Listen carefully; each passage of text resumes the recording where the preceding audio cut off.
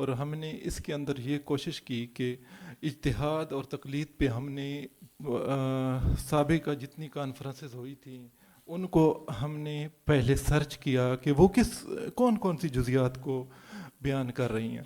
تو ہم اگرچہ اس میں کچھ جزیات تھیں جن کو مجبوراً ہم نے اس میں جو سوال نامہ ہے یا محاور ہیں اس میں ڈالنے کی کوشش کی, لیکن جو کوشش تھی کہ کچھ ایسی چیز ہو کہ یعنی ہر ایک سوال تقریباً ایک پورا اپنے پیچھے ایک پورا بیک گراؤنڈ رکھتا تھا. تو اس طریقے سے ہم نے محنت سے وہ سوال نامہ تیار کیا. تو اس کے جواب میں ہمیں مختلف ممالک سے, یعنی اگر انٹرنیشنلی دیکھیں تو ہمارے 17 ممالک نے مختلف, یعنی مصر, قطر, عراق, فلسطین, یمن, جزائر, ترکیہ, سعودی عربیہ, انڈونیشیا, مغرب, ہولندا, کویت, قطر, اس طریقے سے ہمیں 47 ایبسٹریکٹ باہر ممالک سے موصول ہو گئے, اور جو پاکستان کے اندر تھے اس طریقے سے وہ ٹوٹل ملا کے 118 ایبسٹریکٹ ود ان ڈیٹ ہمیں موصول ہوئے. ہم پھر انہوں نے اپنا جو سکروٹنی کا طریقہ کار تھا اس کے مطابق کیا. پھر ہم نے غالباً 3 مہینے دیے کہ ہم کانفرنس کے یعنی پورے مکالجات کو ہمیں ملیں. تو یعنی اور ہماری جو اہداف ہیں اس کانفرنس وہ یہ ہیں کہ ہم چونکہ یہاں پہ ادھر بیٹھ کے فوراً ہم کسی نتیجے پہ پہنچ کے اس کو مرتب نہیں کرتے. ہمارا جو پچھلی کانفرنس کا بعض اب کی شاید علم میں وہ ذکر فرما رہے تھے کہ یعنی کوئی توصیات یا کوئی اس کا نہیں آیا, اعلامیہ نہیں آیا, حالانکہ وہ اعلامیہ تھا اور وہ تقریباً 3 سے 4 یا 5 مہینے لگا کہ ہم نے اعلامیہ تیار کیا تھا, اور مختلف احباب کو ہم نے بھیجا کہ ہم اس پہ نقد کریں, اس کی تنقید کریں کہ کون سی چیز ہماری ٹھیک ہے, اور اگر غلط ہے تو ہمیں اس میں بھی ہماری رہنمائی فرمائیں. لیکن چونکہ ہر ایک مصروف ہے تو کسی کی طرف سے ہمارا ابھی ہمارا ریٹن میں جواب موصول نہیں ہوا. تو ہماری یہ جو کانفرنس ہے اس کا بھی بیسیکلی جو اعلامیہ ہے وہ میں بھی کہ 4-5 مہینے لگ جائیں, ہم غور و غوص کر کے اس کے بعد ہم اپنے اس کو دیکھتے ہیں کہ کہیں یعنی جو مقاصد ہیں اور ہماری کانفرنس کے اس کے موافق ہے نہیں ہے, اس کی ساری چیزیں کو دیکھ کے ہم انشاءاللہ پھر بھی اس کا اعلامیہ جاری جاری کریں گے. اور آپ لوگوں سے یہی ہے کہ درخواست ہے کہ آپ علمی طور پہ ہمارے اس پہ تنقید فرمائیں. یہ تنقید کا مطلب یہ نہیں ہے کہ اس کو جان بوجھ کے ردی فرمائیں, بلکہ یہ ہے کہ اس کو دیکھیں کہ اس میں کون سی بات ٹھیک ہے, غلط ہے. تو اس طریقے سے ایک ہمارا جو مقصد ہے وہ ایک علمی ماحول کریٹ کرنا ہے. صرف یعنی یہ نہیں کہ ہم تصاویر وغیرہ یا بنوا کے تو جان چھڑا دیں, بلکہ ہم ایک نتیجے اور علمی ماحول کی تلاش میں ہیں. تو اللہ تبارک و تعالیٰ سے دعا ہے کہ وہ ہمیں اس مقصد میں کامیابی عطا فرمائے کہ جو ہم علمی ماحول کی تمنا کر رہے ہیں وہ ہمیں علمی ماحول اس پاکستان کے اندر نظر آئے. تو اب میں ڈاکٹر احسان منیر صاحب سے ملتمس ہوں کہ وہ اس جلسے کو آگے لے کے جائیں, چونکہ میں بھی ایک مشارک کی حیثیت سے اس جلسے میں شریک ہوں. وما علیہ غیر البلاغ. بسم اللہ الرحمن الرحیم. ہمارے اس آج کے دوسری ایک روزہ بین الاقوامی فقہی کانفرنس کے آخری سیشن, جس کو ہم جلسہ نکاشیہ یعنی پینل ڈسکشن کہتے ہیں, اس کے ہمارے رئیس الجلسہ ہیں استاد الکریم, جو آپ رئیس ہیں اس مدرسے فقہ تحقیق والافتاء کے. میری مراد ہے مفتی شیر محمد خان صاحب ہیں, رئیس دارالفتاء دارالعلوم محمد یغوثیہ بحیرہ شریف ہیں. آپ تشریف فرما ہیں, اور آپ کے ساتھ ہیں استاد الکریم ضیف الشرف ہیں دکتور ابوالحسن محمد شاہ صاحب ہیں. آپ بھی ہمارے ہاں تشریف رکھتے ہیں. تو ہمارے ہاں جلسہ نکاشیہ کے حوالے سے اسئلہ آپ کی شیڈول بک میں موجود ہیں, اور یہ عربی میں موجود ہیں, لیکن سہولت کے لیے ہمارے پاس اردو کا پرنٹ بھی موجود ہے. اس کا طریقہ کار ہمارا یہ ہوگا کہ ایک سوال پڑھا جائے گا آپ کے سامنے, اور اہل علم ہیں اس کے اوپر ہیں جو اپنی علمی رائے دینا چاہیں وہ اپنی علمی رائے دیں گے, اور علمی رائے انشاءاللہ اس کو منضبط بھی کیا جائے گا, اس کو تحریری شکل میں لا کر انشاءاللہ ایک اعلامیہ کی شکل میں اس کو جاری بھی کیا جائے گا. اس سے پہلے کہ ہم سوالات کی طرف آئیں, ڈاکٹر اسحاق خان صاحب کی بات کو آگے بڑھاتے ہوئے ادارہ کی طرف سے ایک گزارش جو کہ مفتی احسن علی صاحب نے بھی اپنی گفتگو میں اس کا اظہار فرمایا کہ ہمارا مقصد یہی ہے کہ الٹیمیٹلی ہمارے اہداف میں اس کا ہم چاہتے ہیں کہ اس کا اثر, ان مجالس کا اثر ہمارے فتویٰ کے اوپر آئے, ہمارے عامی آدمی جس کی مشکلات ہیں اس کی مشکلات حل ہوں، جو امت کی فقہی مشکلات ہیں اس کے حل کی طرف آئیں، اس کے لیے ہمیں اہل مدارس کے تعاون کی ضرورت ہے۔ ہمارے وہ مدارس دینیہ جس میں کسی بھی مسلک کی قید نہیں ہے، اس کی قید کے بغیر ہیں، ہمارے اہل سنت کے جتنے بھی مدارس ہیں ان کے دارالافتاء کے جو مفتیان کرام ہیں، ہم کوشش کرتے ہیں کہ ان تک اپنی گزارشات پہنچائیں، اعلامیہ کی شکل میں بھی، اور کانفرنس کے جب انعقاد کیا جاتا ہے، اعلان کیا جاتا ہے تو اس حوالے سے بھی۔ تو ہماری گزارش یہی ہے کہ ہم مفتیان کرام کی خدمت میں آپ کے توسل سے یہ گزارش کرنا چاہتے ہیں کہ جتنے بھی مفتیان کرام ہیں، اہل فتویٰ ہیں، ان کی خدمت میں ہم گزارش کر رہے ہیں کہ اگر وہ ہمارے ہاں تشریف لائیں گے تو اس کام کو مزید ہم پرمغز ہیں اور بامانہ بنانے میں کامیاب ہو سکتے ہیں۔ تو بلا تمہید ہیں ہم آج کی اس کانفرنس کے جلسہ نکاشیہ کے اسئلہ کی طرف آتے ہیں، اور اس میں جو پہلا سوال تھا ہمارا وہ یہ تھا کہ مجتہد مطلق اور مجتہد منتسب میں بنیادی فرق کیا ہے؟ کیا مذہب میں اجتہاد صرف فروع تک محدود ہے یا اصول میں بھی اختلاف کی گنجائش پائی جاتی ہے؟ یہ پہلا سوال تھا، تو اس کے اوپر اگر رائے کا اظہار فرمانا چاہیں تو بسم اللہ۔ ایک دوست نے مقالہ پیش تو کیا تھا اس پہ، جی حضور۔ میرے خیال میں سامنے وہی کلیئر کر دیں، اس پہ کسی کا کوئی ہے اعتراض؟ ڈاکٹر نوید صاحب، ڈاکٹر نوید خان صاحب۔ بسم اللہ الرحمن الرحیم۔ مجتہد مطلق اور مجتہد منتسب کے درمیان جو بنیادی فرق ہے وہ یہ ہے کہ مجتہد مطلق وہ ہوتا ہے قرآن و سنت سے براہ راست اپنے اصول وضع کرتا ہے، اور مجتہد منتسب وہ ہوتا ہے کہ جو اسی اصولوں کی روشنی کے اندر آگے مزید مسائل کا استنباط کرتا ہے۔ یعنی گویا کہ مجتہد مطلق کی جو حیثیت ہے وہ تاسیسی ہے، اور مجتہد منتسب کی جو حیثیت ہے وہ تخریجی ہے۔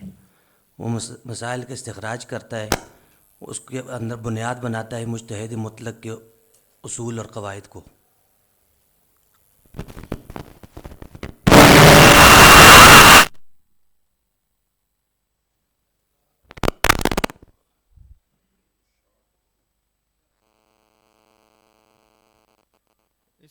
اس سوال کا دوسرا حصہ تھا کہ کیا اس کے بارے میں تھوڑی سی میں گزارش کرنا چاہتا ہوں۔ ڈاکٹر اسرار صاحب نے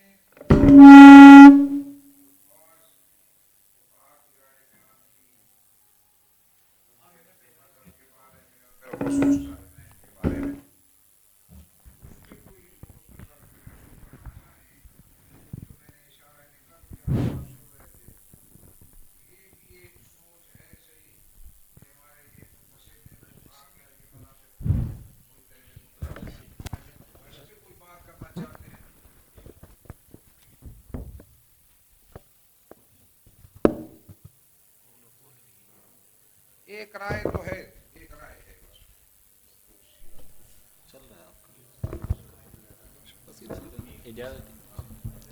بسم اللہ الرحمن الرحیم۔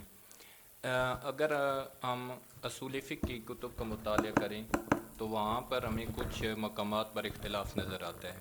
مثال کے طور پر اگر آپ اصول الشاشی کو دیکھیں گے تو وہاں پر ایک یہ اختلاف ہے کہ کیا امام صاحب کے نزدیک حقیقت اولی ہے اور صاحبین کے نزدیک عموم مجاز پر عمل کیا جائے گا۔ ایک اس جگہ پر اختلاف آتا ہے۔ پھر آگے آتا ہے کہ کیا جو حقیقت کا امکان ہے وہ مجاز کی صحت کے لیے ضروری ہے یا نہیں۔ مثال کے طور پر ایک بندہ کسی بندے کو بیٹا کہتا ہے، آپ دیکھیں گے کہ جس کو بیٹا کہہ رہا ہے اس کی عمر کتنی ہے، کیا وہاں پر حقیقت بھی ممکن ہے یا حقیقت ممکن ہی نہیں ہے، تو اس کو کس معنی پر معمول کریں گے۔ تو یہ کچھ اختلافات ایسے ہیں جو ہمیں ملتے ہیں، مثلا فی کا ذکر کرنا اور نہ کرنا برابر ہے یا فی کا ذکر کرنا ضروری ہے۔ لیکن یہ اختلاف جو جاتا ہے وہ ضمناً جاتا ہے، کیا بنیادی ماخذ میں اختلاف ہے یا نہیں ہے، قرآن کو، سنت کو، آگے اقوال صحابہ کو، کیا وہ ماخذ مان رہے ہیں یا نہیں مان رہے ہیں۔ اس جگہ پر جا کر اوپر آپ دیکھیں گے تو یہاں پر جو مجتہدین مطلق ہیں، جو اوپر امام ائمہ اربع ہیں ان کا اس مقام پہ اختلاف نظر آتا ہے، لیکن صاحبین ان چیزوں میں اختلاف نہیں کر رہے ہیں۔ تو جو مجھے سمجھ آئی ہے وہ یہ آئی ہے کہ اصل جو یہاں پر ہے کہ اگر بنیادی ماخذ میں اختلاف نہیں ہے تو پھر وہ ایک ہی مکتبہ فکر شمار ہو رہا ہے، اگر بنیادی ماخذ میں اختلاف ہے یا ترتیب میں اختلاف ہے تو پھر وہ اس سے مکتبہ فکر الگ ہو رہا ہے، ضمناً جو اختلاف ہے اس کو قبول کیا جا رہا ہے۔ یا دوسرا یہ ہے کہ اغلباً دیکھا جائے گا کہ زیادہ تر اتفاق ہے، کچھ مقامات پر اختلاف ہے۔ تو اس پہ اگر آپ حضرات بحث کر کے اگر کوئی نتیجہ اخذ کرنا چاہتے ہیں تو یہ دو جہتیں میرے سامنے تو تھی جو میں نے اس پہ اگر مزید بحث کر کے اگر کوئی نتیجہ اخذ کرنا چاہیں تو پھر اس پہ بحث ہو سکتی ہے۔ سر اس پہ میری جو گزارش ہے اور میرا جو مقالہ تھا اس کا بنیاد یا پہلا نقطہ بھی یہی تھا کہ جیسا کہ انہوں نے کہا کہ بنیادی استدلال میں اشتراک یا وحدت ہوتی ہے تو اس کی بنا پر ہم انہیں امام ابو حنیفہ کا مقلد یا مجتہد فی المذہب قرار دے سکتے ہیں۔ تو یہی نقطہ نظر میرا بھی تھا، اور میرا اس میں نے 3 ایسے عوامل یا محرکات کو بیان کیا تھا کہ جو ایسے ہیں کہ باوجود اصولی اختلاف کے ایک مذہبی وحدت کو برقرار رکھنے والے عوامل ہیں۔ اس میں سب سے پہلی چیز تھی وہ بناء استدلال کا اشتراک تھا کہ بناء استدلال مشترک ہو یا فکری نظام میں وحدت ہو حضرات کے۔ مثلا یہ کہ جو کوفہ کی علمی روایت تھی یا حجاز کی علمی روایت تھی اس میں بڑے بنیادی فروق اور امتیازات تھے۔ کوفہ کی جو علمی روایت تھی اس میں خبر واحد کے ساتھ جو اعتناء یا احتجاج کا رویہ تھا وہ یہ تھا کہ احناف محدود اور مشروط طور پر خبر واحد کو قبول کرتے تھے، مثلا یہ کہ وہ ایسی خبر واحد جو متصف بالقرائن ہو، یا وہ ایسی خبر واحد کو قبول کرتے تھے جس کو روایت کرنے والا راوی جو ہے وہ فقی نوعیت کا ہو یا فقہیات کا غلبہ ہو۔ تو یہ چیزیں جب ہم دیکھتے ہیں تو یہ صرف امام ابو حنیفہ کے نزدیک معیار نہیں ہیں بلکہ صاحبین کے نزدیک بھی یہ معیار ہیں، اور ان کے ہاں بھی یہی چیزیں پائی جاتی ہیں۔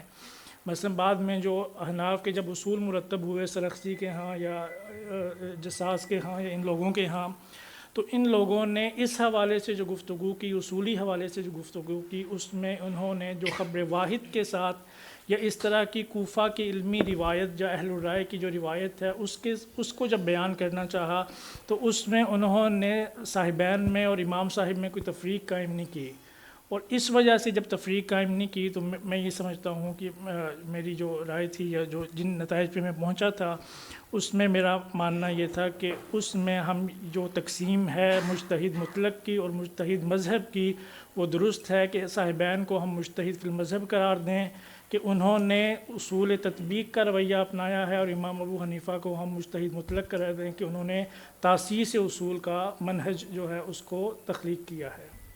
مجتہدین نے بھی اسی کو لیے رکھا پچھلے صدیوں میں۔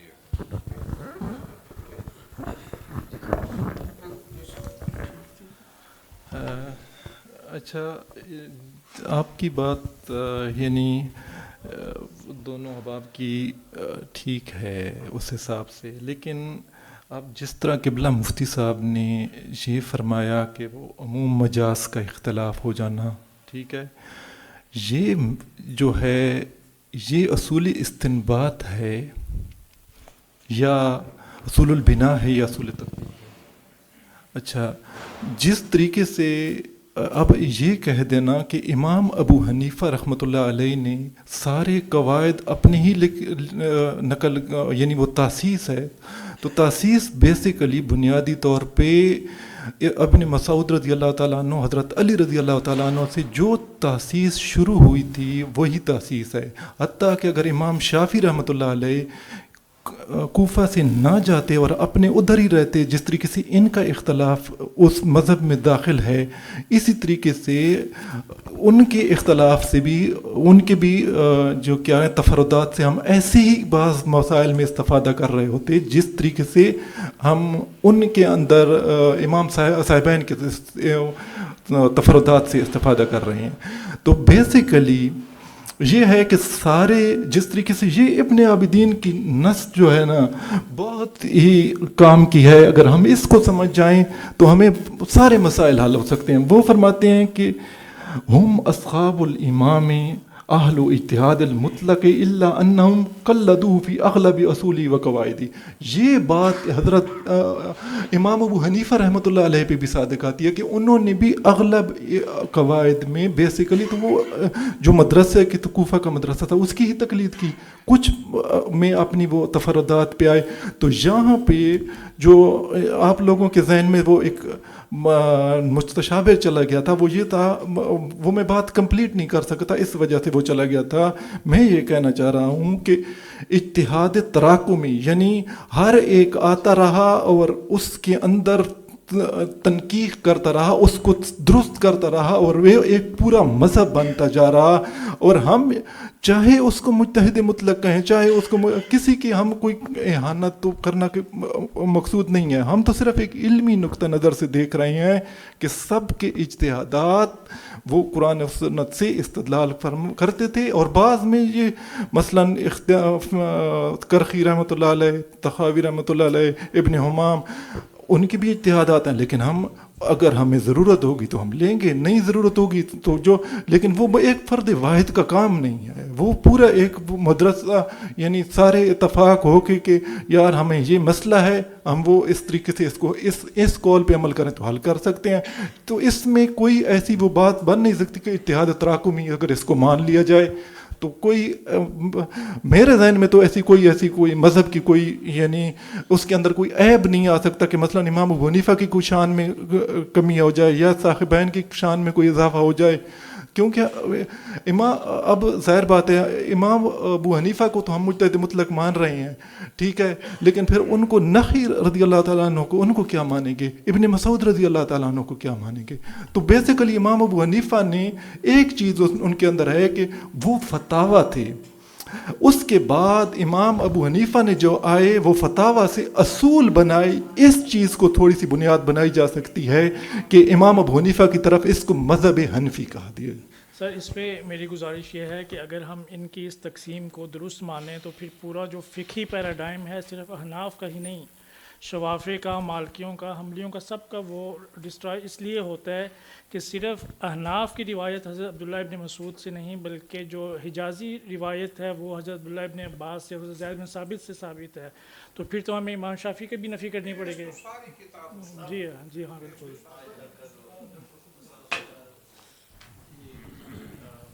जो बात की गई है मैं उसमें सिर्फ एक नुक्ता इजाफा करना चाहूँगा कि इमाम अबू हनीफ़ा रहमतुल्लाह अलैह को जो ये जो तकसीम है मुज्तहिद मुतलक़ और मुज्तहिद मुंतसिब और असहाबुत तरजीह, ये तकसीम तकरीबी है। वरना अहनाफ के यहाँ जिनको हम असहाबुत तखरीज नहीं मानते उनकी तखरीजात पर भी हम अमल करते हैं, जिनको हम असहाबुत तरजीह नहीं मानते उनकी तरजीहात पर भी अमल करते हैं। दूसरी बात, इमाम अबू यूसुफ़ और इमाम मोहम्मद के दर्जे को अगर हम देखें तो मुज्तहिद मुतलक़ से कम नहीं थे, लेकिन सिर्फ़ एक मसला है कि उन्होंने अपना इंतिसाब कायम रखा। तो ये एक बहुत बुनियादी बात है। वरना जैसे इब्नुल हुमाम है, बहुत सारे मसाइल में तरजीह किसी और को देते हैं लेकिन वो अपना इंतिसाब फ़िक़्ह हनफ़ी की तरफ ही करते हैं। इमाम शाफ़ी रहमतुल्लाह अलैह ने इमाम मोहम्मद के साथ पढ़ा लेकिन उसके बाद उन्होंने अपना इंतिसाब बदल दिया। तो ये इंतिसाब भी एक बहुत अहम चीज़ होती है। वरना जो उसूल हैं अच्छे खासे उसूल में, जैसे इमाम ज़ुफ़र रहमतुल्लाह अलैह जहाँ कहीं क़ियास और इस्तिहसान की बात आती है तो हमेशा बल्कि अक्सर व बेशतर इमाम ज़ुफ़र का कौल क़ियास के मुताबिक होता है। लेकिन इसके बावजूद भी चूँकि उन्होंने एक अलग से मज़हब का दावा नहीं किया तो ये जो इंतिसाब है कि उन्होंने ख़ुद अपना इंतिसाब किसकी तरफ किया तो उससे ही हमें अंदाज़ा हो जाता है। वरना इसका मतलब ये नहीं है कि साहिबैन का दर्जा उससे कम था। वरना चार जो मुज्तहिद मुतलक़ है उसके अलावा तकरीबन 20 की तादाद में लैस इब्न साद के बारे में कहा जाता है कोई इमाम मालिक के पाए के आलिम थे लेकिन उनको अल्लाह ताला ने नवासे शागिर्द दिए और उनकी सारी किताबों का ज़ख़ीरा दरियाबुर्द हो गया। वो तो कुछ तकवीनी निज़ाम भी था लेकिन उनका दर्जा तो कम नहीं है, लेकिन चूँकि उन्होंने अपना इंतिसाब कायम रखा तो उसको अलग से कोई मज़हब या मुज्तहिद मुतलक़ नहीं कहा जाता। मैं इनके साथ अगर आप लोग की इजाज़त हो बड़ी ज़बरदस्त डिस्कशन इसकी ज़रूरत नहीं, आवाज़ ऊँची हो जाएगी, कोई नहीं इशू इंशाल्लाह। असल में जज़ाकल्लाह, असल में ये है कि जिन साथियों ने तज़किरा किया बहुत ज़बरदस्त, लेकिन मैं कोशिश करूँगा कि शाह साहब ने जो बताया और फिर आप लोगों ने उनमें एक जमा हो जाए।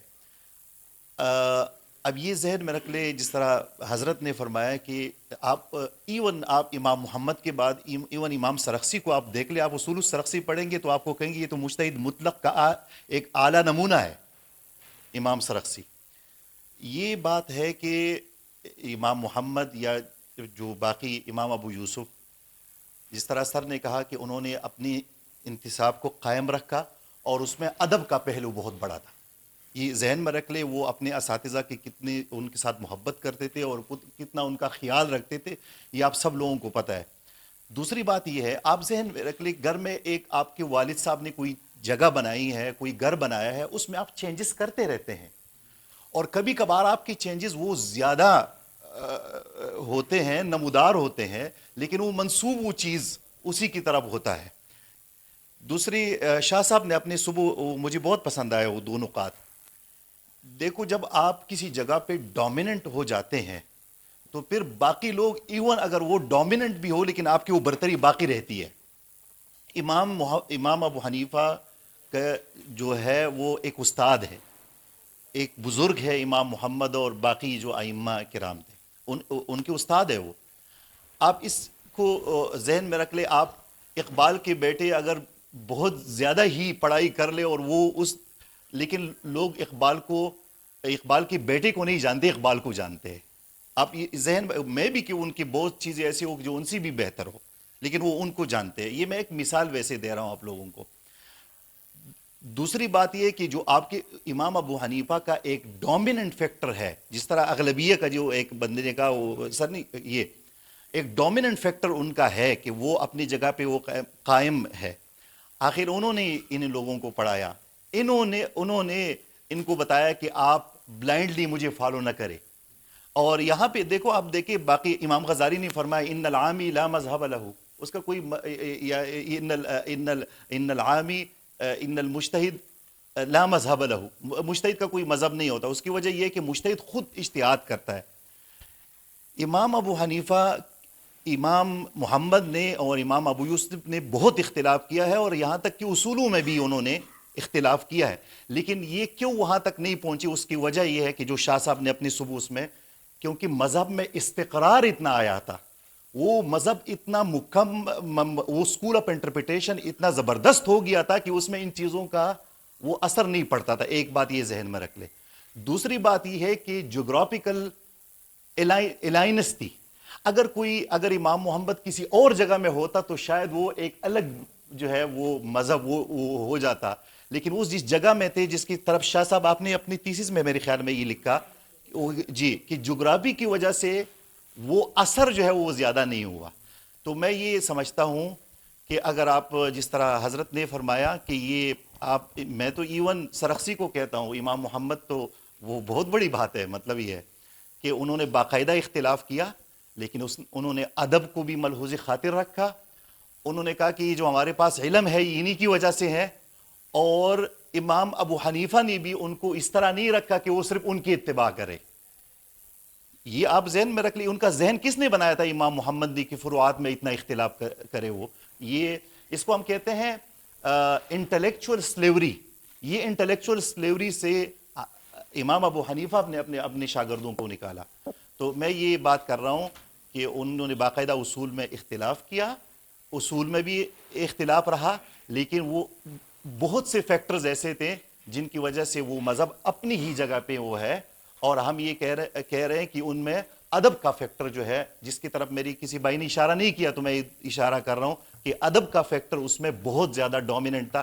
آپ دیکھ لیں، یہ بہت سے ہمارے ماحول میں اکثر شاگرد اپنے اساتذہ سے زیادہ سمجھدار ہوتے ہیں، زیادہ وہ لکھ سکتے ہیں، ان کی اپروچ زیادہ ہوتی ہے، لیکن وہ کبھی بھی اپنے استاد کے سامنے بات نہیں کرتے. میں نے بہت سے جگہوں شریعہ بورڈ میں دیکھا ہے کہ ہمارے اگر کچھ اساتذہ آئے ہیں تو میں نے اپنی کولیگز کو دیکھا ہے جو زیادہ ان چیزوں کو اپنا اساتذہ سمجھتے ہیں، لیکن انہوں نے کبھی بھی نہیں کہا، بلکہ وہ اختلاف بھی اتنی اچھی طریقے سے کیا اور آخر میں کہا کہ سر جو بول رہے ہیں وہ ٹھیک ہے. تو یہ میری ذاتی رائے ہے. جزاک اللہ خیرہ.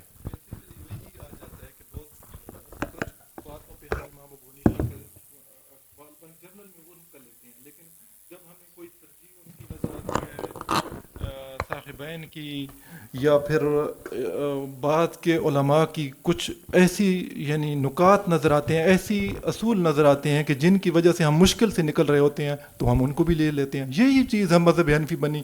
جب یہی چیز بنی تو میں بھی یہی صبح سے وہ لگا ہوتا کہ ابن مسعود رضی اللہ تعالیٰ عنہ سے, حضرت علی رضی اللہ تعالیٰ عنہ سے, وہ ایک جوہد مسلسل کا نام بن کے ہم سے بہتر سے بہتر ہوتے ہوئے ہمارے سامنے ایک مذہب کے طور پہ آیا, اور ہم اس کو مذہب حنفی کہتے ہیں. کہ اس کو ہم نے امام ابو حنیفہ کا مذہب کہا ہے یا مذہب ابی حنیفہ کہتے ہیں؟ جی مذہب ابی حنیفہ کیوں کہتے ہیں؟ کیونکہ اس میں امام محمد بھی آ گیا, اس میں امام ابو یوسف بھی ہے, حتیٰ کہ بعد کے حنیفہ بعد کے علماء کے اقوال بھی ہیں, یعنی جن پہ راجے ہیں, یعنی جن پہ فتویٰ ہے. تو اس وجہ سے میں بھی یہ کہہ رہا ہوں کہ اس چیز کو بنیاد بنا کے یہ ایک اجتہاد تراکمی ہی ہے. آپ اس کو جس نام میں جو مرضی بھی دے دیں, لیکن جو چیز ہے وہ اجتہاد تراکمی ہے, ایک پے در پے تسلسل ہے.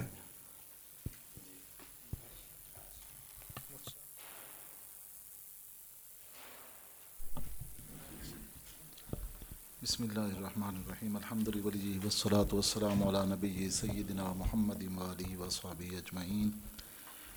پہلی بات یہاں پر یہ ہے کہ میں یہ عرض کرنا چاہوں گا کہ آگے سے یہ آپ کی کانفرنسز انشاءاللہ اللہ تعالیٰ کی توفیق سے اگر جاری رہیں تو یہ جو سوالات ہیں ہمارے جتنے بھی یہاں پر تشریف فرما ہوتے ہیں, میری رائے یہ ہے کہ 5 سطروں پر یہ اپنا جواب اس کے حوالے سے پہلے ہی لکھ کے آئے.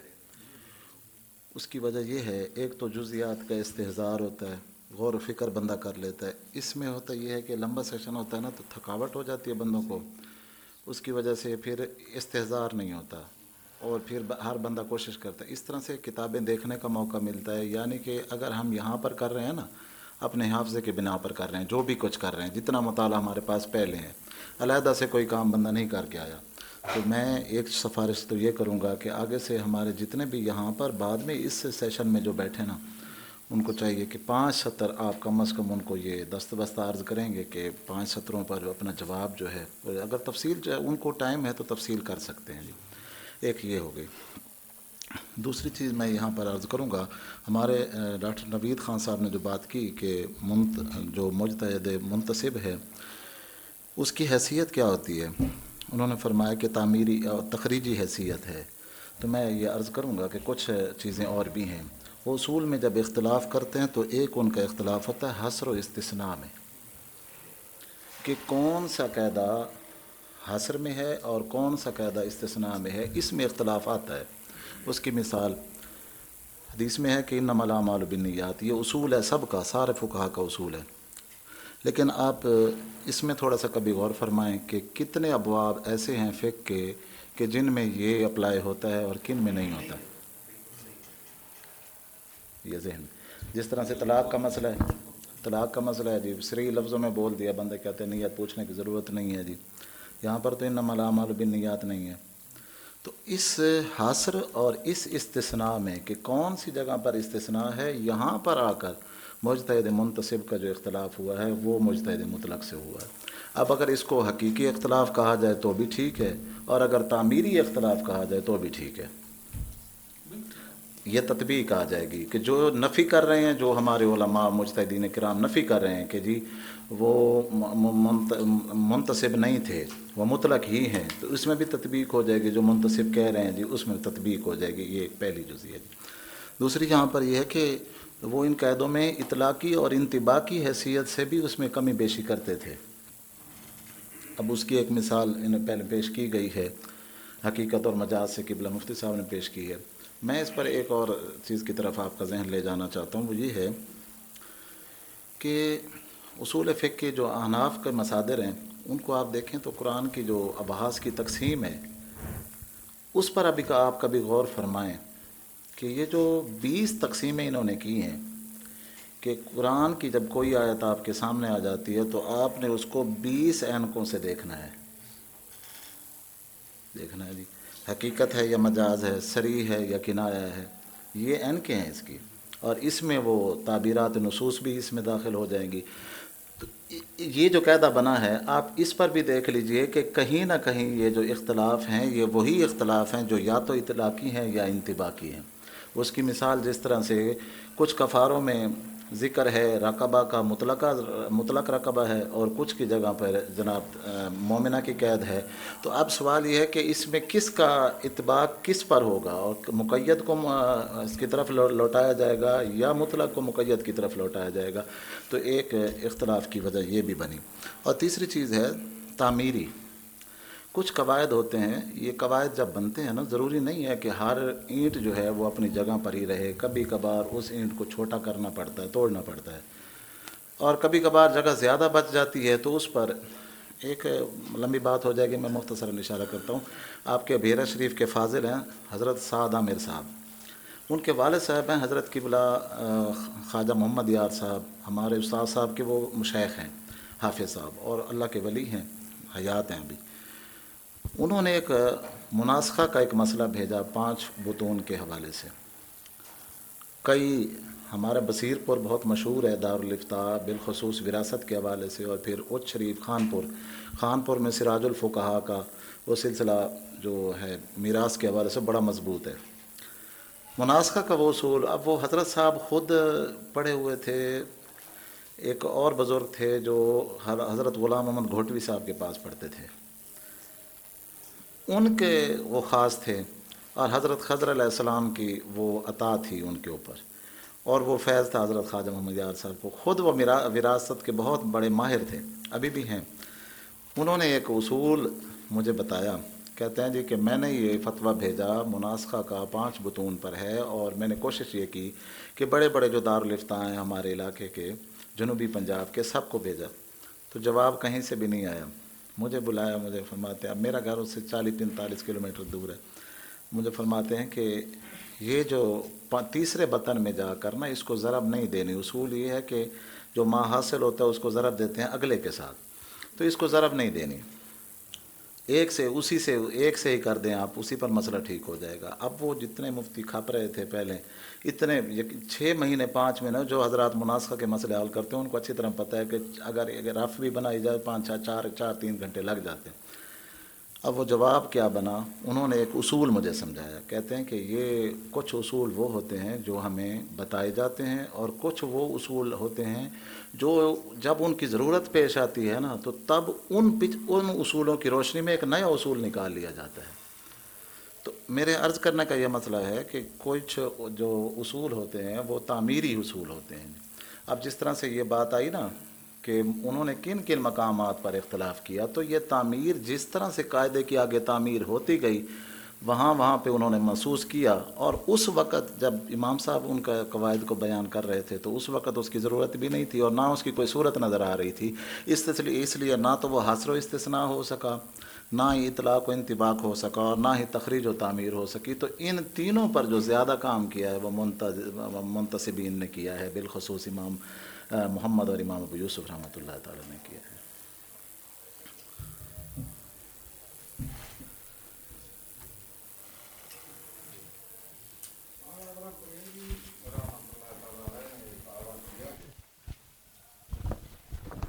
یہ کہتے ہیں کہ اگر کوئی شخص اپنی پوری کوشش کر لے کہ 6 اسباب کے علاوہ کوئی اور فرع نکالے جس میں ترجیح دینے والوں نے ابو حنیفہ کے قول کے ترک اور صیبین کے قول کے اختیار کا فیصلہ دیا ہو تو ایسا ہرگز نہ پائیں گے، وللہ الحمد.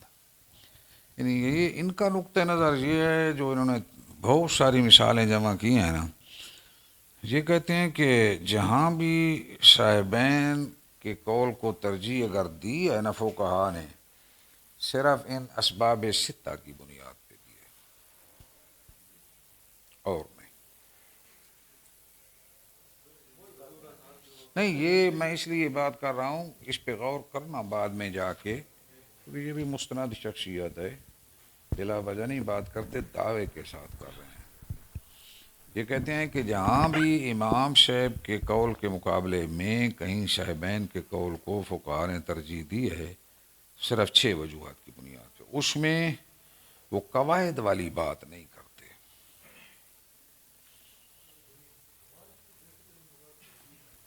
تو یہ یعنی جہاں بھی وقت، زمانہ، حاجت اس قسم کی وجہ پائی گئی تو ان کے قول کو قبول کیا گیا، ورنہ ان کے صاحبین کے قول کے مقابلے میں امام صاحب کے قول کو ہی ترجیح دی گئی، اور متون بھی اسی وجہ سے یہاں ٹھہر گئے۔ تو اگر ان کو وہ مقام دیا جاتا نا 14 صدیوں میں کہ جس طرح امام صاحب مجتہد مطلق ہیں، ان کو بھی مجتہد مطلق کہے کہ ان کے قواعد میں وہ پلڑا ان کے مساوی کیا جائے، تو پھر یہ دعوے ہمارے حضرات پھر نہیں کر سکتے، اور انہیں بھی کیا ہے پرانے لوگ۔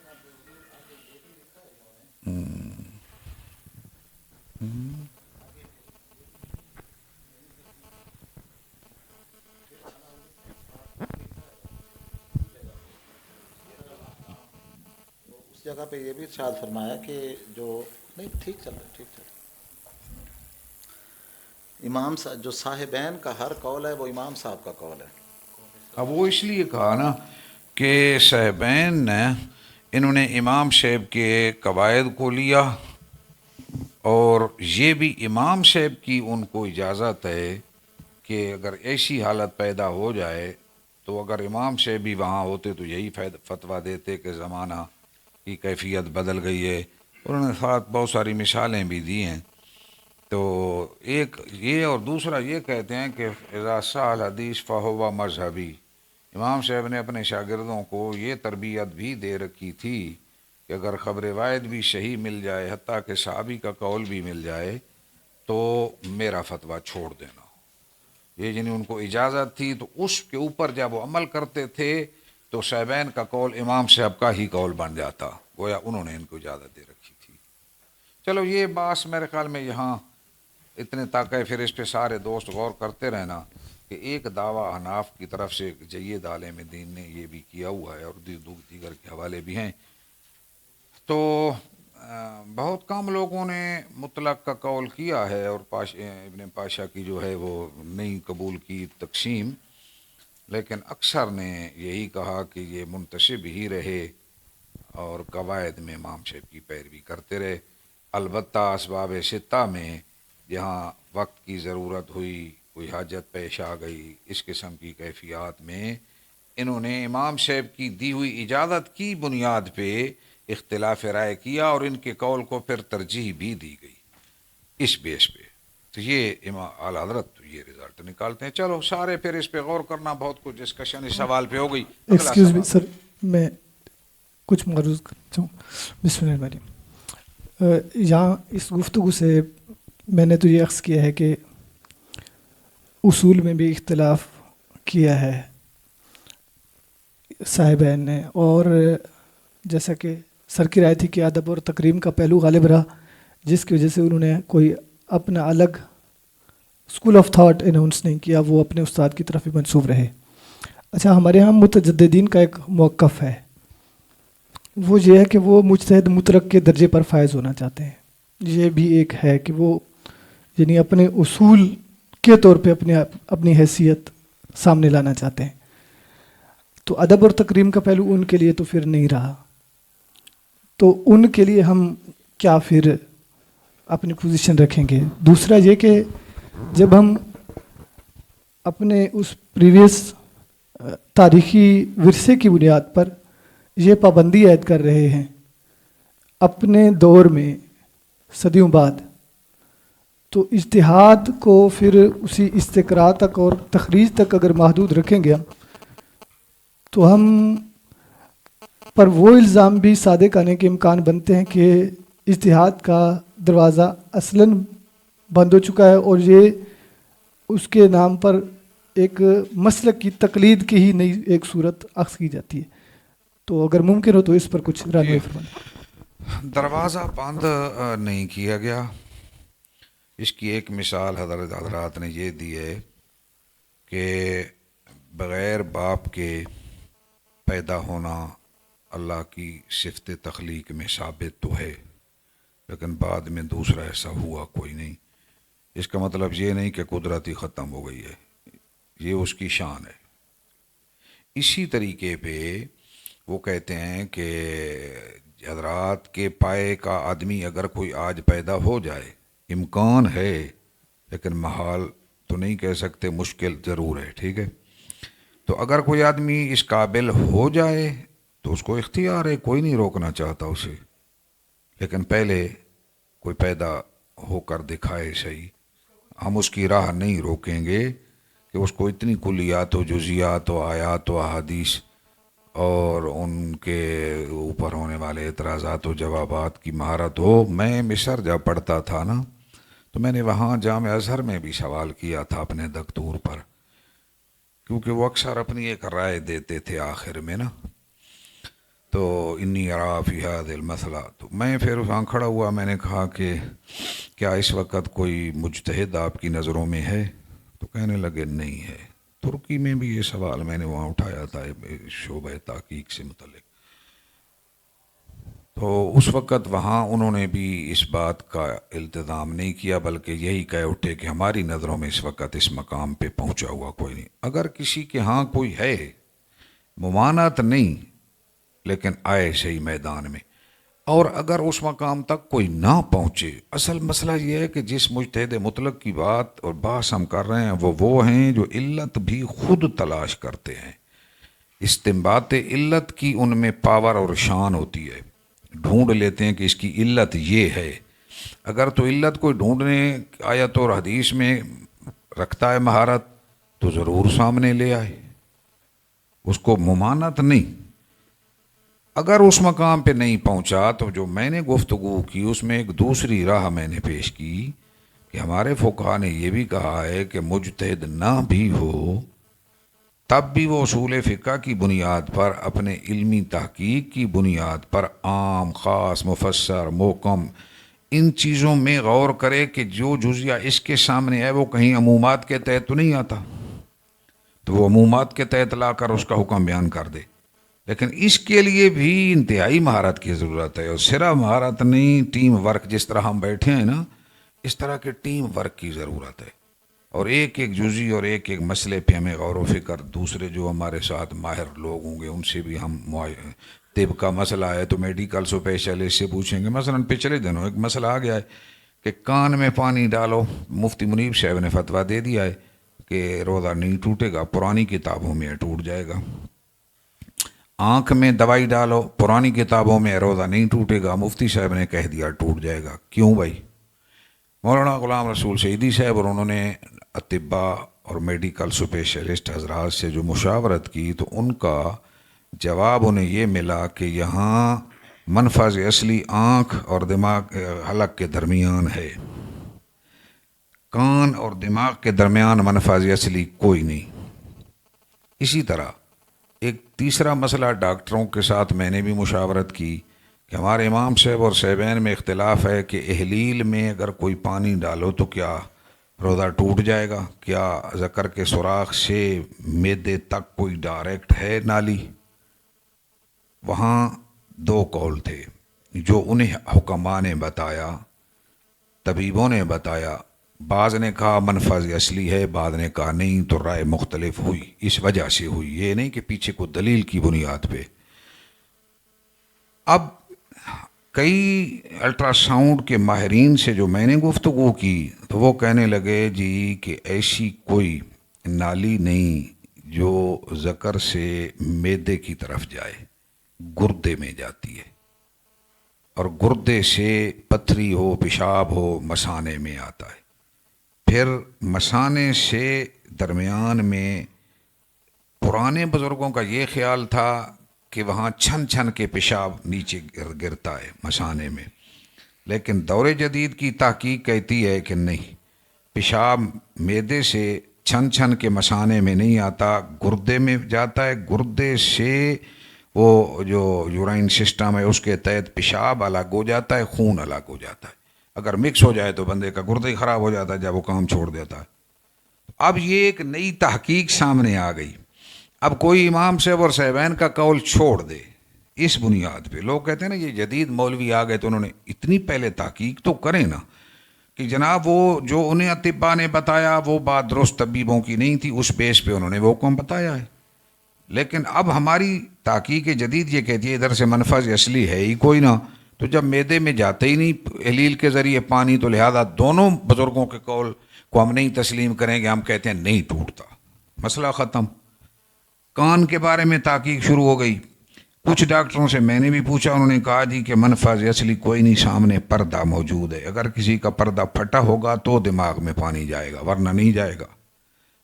اچھا، اب پرانے اطباء کا اور مسئلہ تھا، اسی طرح آنکھ کے بارے میں ہے۔ تو یہ جدید بعض اوقات جو مسائل کے اندر رائے مختلف ہوتی ہے ان وجوہات سے، تو وہاں امام صاحب اور صاحبین کے ہاں بھی وقت کے اختلاف کی بنیاد پہ نا یہ چیزیں رونما ہوئی ہیں۔ اس کی مثال ہمارے حضرات نے حدیث کی روح سے یہ دی ہے کہ اللہ کے حبیب صلی اللہ علیہ وسلم نے فرمایا عورتیں مسجدوں میں عورتوں کو آنے سے نہ روکو، ان کو آنے دو، اللہ کی باندیوں کو آنے دو۔ اب ہوا کیا، جب دور فاروقیہ حضرت صدیقہ کائنات رضی اللہ تعالیٰ عنہ اور حضرت فاروق اعظم کا مشورہ یہ ہوا کہ نہیں آنے دینا چاہیے، تو مزاج شناس نبوت حضرت صدیقہ کائنات کہتی ہیں اگر اللہ کے محبوب آج بھی ہوتے تو ان کو بند کر دیتے، کہ وہ علت نہیں باقی رہی جو پہلے دور میں تھی۔ اب اس علت کی بنیاد پہ حکم چینج ہوا۔ اب ہمارے حضرات یہ کہتے ہیں کہ دیکھو نا، صورتاً اللہ کے محبوب کا فرمان کیا ہے، عورتوں کو نہ روکو، لیکن ضرورتاً اللہ کے محبوب کا فرمان یہ ہے کہ ایسی کیفیت ہو تو ان کو روکو۔ ضرورت اس بات کی ہے کہ فتنہ کھڑا نہ ہو، تو قول ضروری کو لیا اور سوری کو چھوڑ دیا، کہ مزاج نبوت کے مطابق یہ ہے۔ وہ اس وجہ سے رکاوٹ تھی کہ کوئی اس وقت ایسا معاملہ نہ تھا۔ آج کل چونکہ مزاج بدل گئے، ایک صحابیہ انہوں نے اپنے حضرت ام فضل انہوں نے نہیں تسلیم کی خامد کی بات، وہ چلی گئیں، انہوں نے روکا کہ آرڈر آ گیا ہے مسجدوں میں نے جاؤ، انہوں نے کہا میں تو جاتی تھی حضور کے دور میں جاؤں گی، چل پڑی، رستے میں وہ بیٹھ گئے اور انہوں نے رات کی تاریکی میں پیچھے سے دوڑ کے گلی میں ان کے پیچھے سر کے اوپر نہ اس طرح دونوں ہاتھ اکٹھے کر کے یوں مارے، کھڑاکا دے کے بھاگ گئے۔ وہ وہیں سے واپس آ گئیں، جب واپس آئیں تو ادھر سے وہ بھی گلی چینج کر کے گھر آ گئے، کہا آج نہیں گئی اللہ کی بندی مسجد میں نماز پڑھنے، نے کہا بس کیا جائیں، وقت ہی بدل گیا ہے، حضور کے دور میں تو جاتی تھیں، آج کل میں جا رہی تھی تو پتہ نہیں کون تھا اس نے آ کے میرے سر کے اوپر پیچھے سے ہاتھ مارا، تو فرمایا زیادہ پریشان نہ ہو، وہ میں ہی تھا، میں تمہیں سمجھانا چاہتا تھا کہ بلا وجہ فاروق اعظم نے نہیں روکا، حالات بدل گئے ہیں، اس لیے ایسا کوئی اجنبی بھی تیرے ساتھ کر سکتا ہے، لہذا اس نے کہا بس مجھے سمجھ آ گئی ہے حکمت اس حکم کی۔ تو مطلب ہے یہ ضرورت کی بنیاد پہ احکام میں چینجنگ آئی ہے، ورنہ نہیں تو صاحبین نے بھی جہاں جہاں اختلاف کیا ہے ان وجوہات کی بنیاد پہ کیا ہے۔ تو بہرحال میرے خیال میں اس سوال کو کلوز کریں، مزید اس پہ غور کرتے رہیے گا۔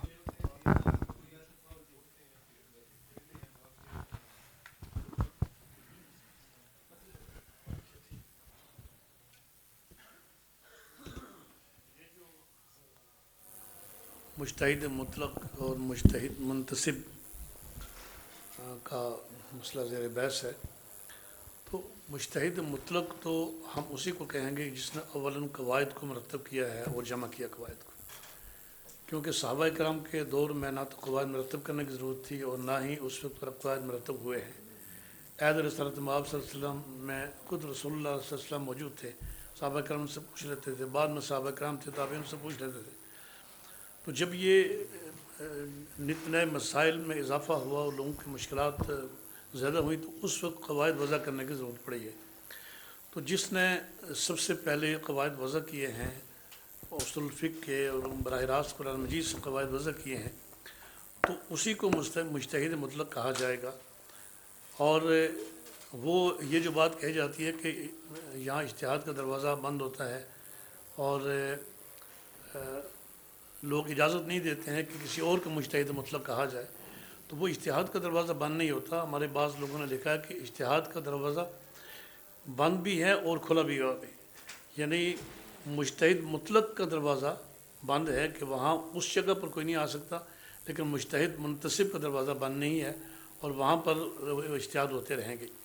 یہ بالکل اسی طرح سے ہر علم میں ایسا ہوتا ہے کہ جیسے علم نحو ہے اور نحو کے قواعد کی جب ضرورت پڑی تو وہ مرتب کیے گئے، تو جس نے قواعد مرتب کیے تو وہی قواعد ہمیشہ کے لیے جاری ہو گئے کہ اس نے کہا کہ فاعل مرفوع ہوتا ہے اور مفعول بھی منصوب ہوتا ہے اور مضاف الیہ مجرور ہوتا ہے۔ تو انہی کے تحت آگے جو مسائل حل ہوتے رہیں گے. اب کوئی اور اٹھ کر کھڑا ہو جائے اور وہ بھی کہے کہ میں بھی سیبویہ اور مبرد الخلیل کی جگہ کھڑا ہوتا ہوں اور میں بھی کہتا ہوں کہ فاعل منصوب ہوتا ہے اور مضاف الیہ منصوب ہوتا ہے، تو اس کی بات تو نہیں مانا جائے گا. یعنی وہ اگر کوئی آج یہ سمجھتا ہے کہ اس کو امام ابو حنیفہ رحمۃ اللہ علیہ کے برابر درجہ دیا جائے اور وہ ان کے ساتھ کھڑا ہو اور مجتہد مطلق ہو، تو یہ نہیں ہو سکتا، چونکہ قواعد مرتب ہو گئے ہیں اور وہی ہمیشہ چلیں گے. تو مجتہد مطلق کا دروازہ تو بند ہے، لیکن مجتہد منتصب کا دروازہ ہمیشہ کے لیے کھلا رہے گا. اس پہ اجتہادات ہوتے رہیں گے، فروع میں اختلافات بھی ہوتے رہیں گے، اس کے لیے کسی نے نہیں کہا کہ بند ہوتا ہے. تو یہ ایک گزارش تھی کہ مسائل کے استدلال کی اجازت ہے. عام خاص ظاہر نص مفسر ان تمام قواعد اصول فقہ سے نا وہ عمومات کے تحت لا سکتے ہیں. سر ضمناً اس میں ہمارے تیسرے اور چوتھے سوالات بھی تقریباً اس میں کور ہو گئے ہیں. سوال نمبر 5 ہے بھی تقریباً ہو چکا ہے، سوال پڑھ دیتا ہوں پھر آگے انشاءاللہ چلتے ہیں. مجتہد منتصب کے لیے تقلید کا کیا مفہوم ہے؟ کیا اس پر لازم ہے کہ وہ اپنے مکتبہ فقہ کی پیروی کرے یا کسی دوسرے مکتبہ فقہ میں زیادہ مضبوط اور معتبر رائے ملے تو اسے اختیار کر سکتا ہے؟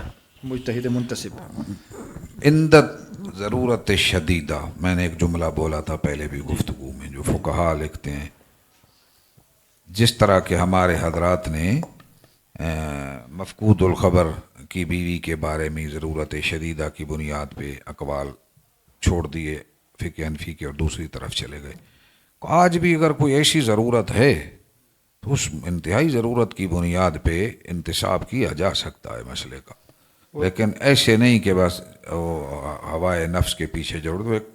ایک ہوگا معاشرتی مسئلہ کھڑا ہو گیا دیا اس کے خاطر. اور کیا اپنے ہی فقہی مذہب کے کمزور کوڈ سے استفادہ کس حد تک جائز ہے؟ اپنے ہی فقہی مذہب کے وہ اس کے بارے میں بھی لکھا ہے مرجو کہ انتہائی ضرورت کی بنیاد پر اپنے مذہب کے مرجو قول پہ عمل کر سکتے ہو. اس پہ میں نے خود عمل کیا ہے. کیسے؟ میں حج پہ گیا، میرے ساتھ مستورات تھیں. اچھا، جب ہم گزرنے لگے رمی جمار کی جگہ سے تو بہت بڑا رش تھا. 12 بجے کے انتظار میں سارے آناف کھڑے تھے. تو ہوا یوں کہ اس دن میں نے ضعیف قول پہ عمل اس لیے کیا کہ ہمارے فقہا نے لکھا ہے کہ اگر جمال اونٹوں پہ سواری کروا کے لوگوں کو لے جانے والے کرایہ دار اگر وہ نہ ٹھہرتے ہوں تو اس دن حنفی اپنے امام کے مذہب کو چھوڑ کے اس ضرورت کی بنیاد پر قول ضعیف اور روایت ضعیفہ پہ عمل کرتے ہوئے زوال سے پہلے رمی جمار کر کے چلا جائے. اس دن میں نے خود عمل کیا. ہوا کیا، جو ہی وہاں سے رمی جمار کر کے مکہ شریف پہنچے، اسی دن جب پہنچے تو سامنے ٹی وی کے اوپر خبر آ رہی تھی کہ 500 آدمی پیچھے مر گیا ہے رمی جمار پہ، اوپر نیچے گر گئے. اس میں ایک لطیفہ بھی ہے تھوڑا سا. میرے گاؤں کے پاس کے ایک آدمی تھا، چیئرمین یونین کونسل، وہ واپس آیا، میں بھی واپس آ گیا. میں اس کو مبارکباد دینے گیا تو اس نے مکمل داڑھی رکھی ہوئی تھی، داڑھی منڈا تھا. میں نے کہا مبارک ہو، ایک تو حج کی اور دوسرا داڑھی کی. اس نے کہا بتاؤں داڑھی کیسے رکھی ہے؟ میں نے کہا ہاں لطیفہ ہے. وہ کہنے لگا جس وقت وہ گرنا شروع ہوئے نا حجاج کرام، میں بھی اسی بھنور میں آ گیا. تو ساتھ تھا ایک ستون، اس کے اوپر ایک آدمی کھڑا تھا، شرطا تھا کوئی. تو میں نے اوپر ہاتھ کیے، خدا را مجھے اوپر اٹھائیے ہے نا، یہ تو لوگ گر رہے ہیں. تو اس نے کہا داڑھی رکھائے گا؟ میں نے کہا ہاں ضرور رکھوں گا. میں نے کہا بڑے موقع پہ بھائی تجھے پکڑا اس نے پوری داڑھی اس نے رکھ لی. میں نے کہا ٹھیک کیا ہے آپ سے، ٹھیک موقع پہ داڑھی رکھوائیے. بہرحال تو قول ضعیف پر اندت ضرورت شدیدہ، وہاں قول ضعیف پر بھی اپنے مذہب کے قول ضعیف اور روایت ضعیفہ پہ عمل کی بھی گنجائش فقہا نے لکھی. دوسرے مذہب اور اپنے مذہب کے مرجو قول پہ ضرورت شدیدہ کے وقت عمل کیا جا سکتا ہے. یہ رب دیکھ رہا ہے انما الاعمال بالنیات. اب یہی تو تقوی والی جگہ ہے نا. ایک مفتی صاحب نے فتویٰ دے دیا کہ بندہ جناب وقوف ہو گیا، لاہور کا تھا، تو غصے میں شدید غصہ تھا تو عقل باقی نہ رہا تھا، لہذا وہ طلاق نہیں ہوئی. میں نے ایک بہت بڑے مفتی کراچی کے ان کی ساتھ ٹیلی فون پہ بات کی. اس نے میں کہا یار وہ ایک میمن کا مسئلہ تھا اس لیے مفتی صاحب کو لکھنا پڑ گیا. تو مطلب یہ ضرورت شدیدہ نہیں ہے کہ میمن کا مسئلہ ہو تو فتویٰ اور اللہ دیکھ رہا ہے، رب کی رضا کو پیش نظر رکھتے ہوئے. اچھا میں ایک چھوٹی سی مثال اب آپ کے سامنے رکھنا چاہتا ہوں. جتنے ملازمین ہیں گورنمنٹ کے یا غیر سرکاری، جتنے مولوی علماء تقریباً وہ گھروں سے باہر ملازمتیں کر رہے ہیں ود فیملی. اب حکم یہ ہے کہ ڈیڈ باڈی کے ساتھ عورت نہیں جا سکتی اپنے گھر، بچے چلے جائیں، وہ عدت وہیں گزارے. اب بہت ساری عورتیں اور لوگوں کی طرف سے یہ ایک مسئلہ اٹھا ہوا ہے کہ یہ کیا ہو گیا، لندن میں ہے تو لندن بیٹھی رہے، لاہور میں ہے تو لاہور بیٹھی رہے، پنڈی میں ہے تو پنڈی بیٹھی رہے، جب تک اس کو مکان سے نکالتا کوئی نہیں یا اسے کوئی شدید خطرہ نہیں، اس کوارٹر میں رہے.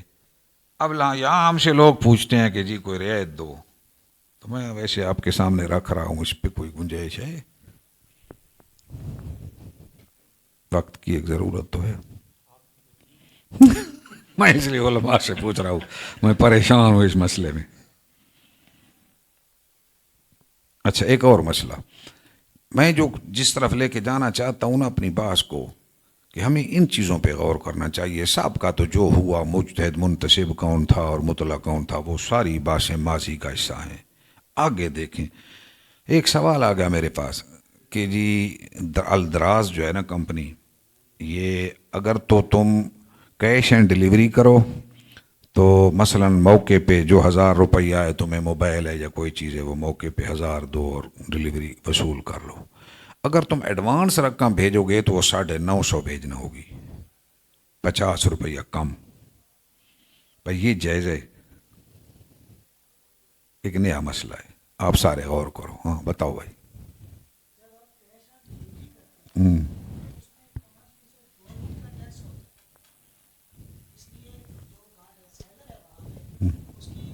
چاہتا ہے کہ میرا فائدہ ہو، سیلر کہتا ہے کہ مجھے گورنمنٹ کو نہ دینے پڑیں، وہی پیسے آپ لے لو، مجھے پہلے دے دو.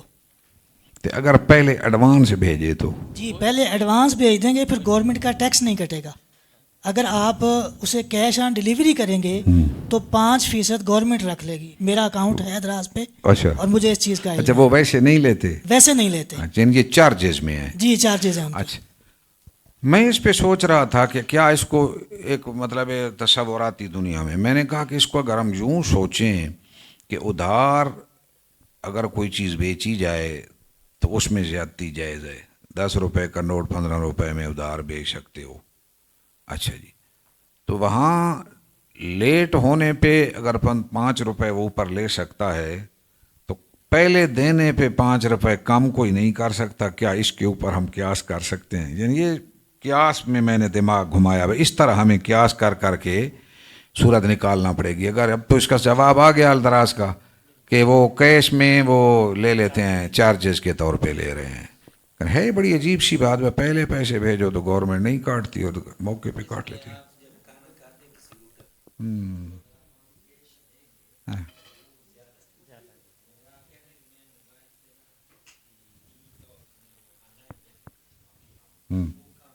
اچھا وہ ڈلیوری والے لیتے ہیں شاید اپنی طرف سے، سمجھ آ گئی.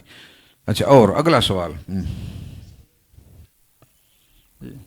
حضور چونکہ آن لائن چل رہا ہے، ابھی آپ نے فرمایا کہ 10 روپے کا نوٹ 15 کے مقابلے میں ادھار. 10 روپے کی چیز یا نوٹ؟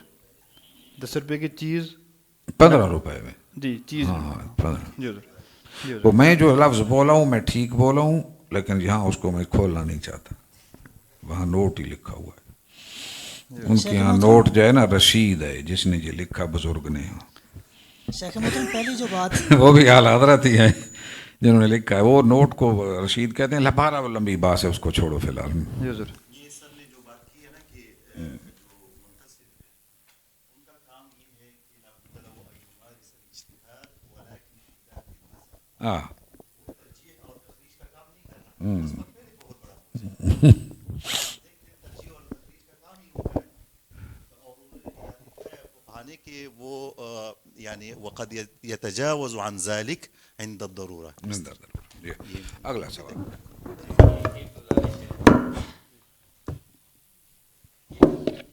یہ 6 اسباب ہیں، یہ کیا صرف عامی کے لیے ہیں یا مجتہد کے لیے بھی یہی 6، اس کے علاوہ کوئی اور سبب بھی ہے؟ मुजतहिद मुंतसिब के लिए भी। और इसके साथ उनमें वो एक रह गया ज़माने का।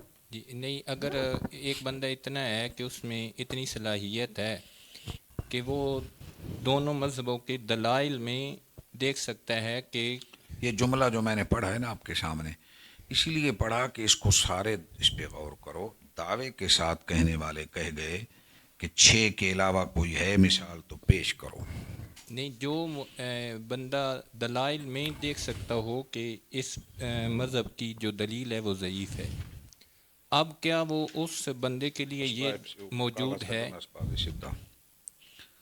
उसके लिए गुंजाइश है कि वो उस दलील के ज़ौफ़ की वजह से भी अपने इमाम के कौल से अदूल कर ले, जैसे इमाम इब्न हुमाम है। ये 6 है ना, ज़रूरत, हर्ज, तामुल, उर्फ, कोई ऐसी अहम मसला जिसकी तहसील मतलूब हो, कोई बड़ा मफसदा जिसका इजाला मतलूब हो, तो ये 6 जो लिखे गए इन्हीं में ही इन्होंने बाकी रखा कि इसके अलावा कोई है मिसाल तो दावा ये है कि पेश करो।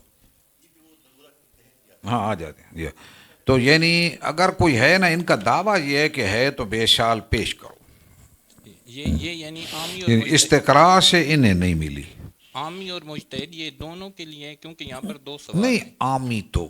आमी की तो क्या बात है, वो तो किसी मुफ्ती के पीछे है, उसने तो जो फतवा आ गया उसके मुताबिक ही, कोई शाफी टकर गया तो वो दे देगा। आमी बेचारे का ना अपने गांव के मौलवी का मज़हब है बस। हाँ, वो तो जो इमाम पढ़ता रहा है वैसे ही करे।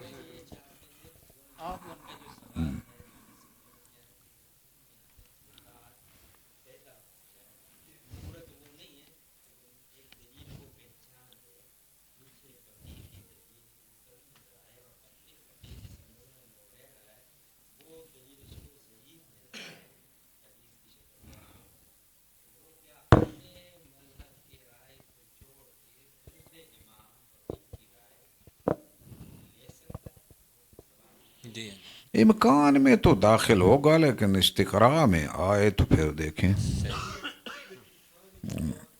इस्तिक़रा ना, इस्तिक़रा में आए तो, क्योंकि पहला भी जो कह चुका ना उसके पास भी तो बड़े दलाइल थे ना, ऐसे तो कौल किया नहीं।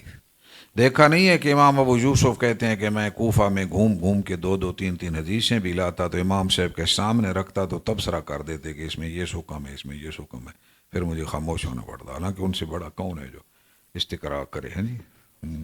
तो आगे जो आदमी बैठा है ना जी, उसके इल्म का भी तो फिर क्या कहना। सवाल कर सकते हैं